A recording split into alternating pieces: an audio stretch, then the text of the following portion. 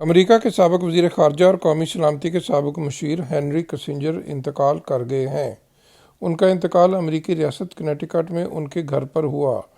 100 برس کی عمر میں انتقال کرنے والے ہینری کسنجر دو اہم امریکی صدور رچرڈ نکسن اور جیرالڈ فورڈ کے دور میں قومی سلامتی کے مشیر اور سیکرٹری آف اسٹیٹ کے عہدوں پر فائز رہے۔ دوسری جنگ عظیم کے بعد ہینری کسنجر کا شمار امریکہ کے طاقتور ترین اور بعض کیسوں میں متنازع ترین وزیر خارجہ کے طور پر ہوتا رہا ہے۔ پاکستان کے حوالے سے ہینری کسنجر کے متنازع کردار کو سابق وزیر اعظم پاکستان ذوالفقار علی بھٹو نے بیان کرتے ہوئے کہا کہ ہینری کسنجر ہی تھے کہ جنہوں نے انہیں دھمکی دی تھی کہ پاکستان ایٹمی قوت بننے کا پروگرام ترک کر دے ورنہ انہیں یعنی کہ بھٹو کو عبرتناک مثال بنا دیا جائے گا۔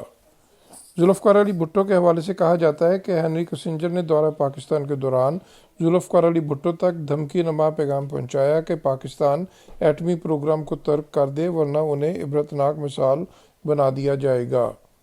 ویتنام میں جنگ بندی، امریکہ اور مغرب سے چین کے ساتھ روابط کے دروازے کھولنے سمیت 70 کی دہائی میں عالمی سفارتکاری کے حوالے سے کسنجر کا کردار تاریخ میں نمایاں رہا ہے۔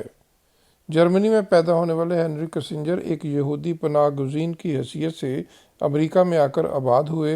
انہوں نے جان ایف کینیڈی سے لے کر امریکہ کے موجودہ صدر جو بائیڈن تک کل 12 امریکی صدور کو اہم عالمی سفارتی امور پر مشورے دیے۔ محسن ظہیر، چینل 5 نیو یارک۔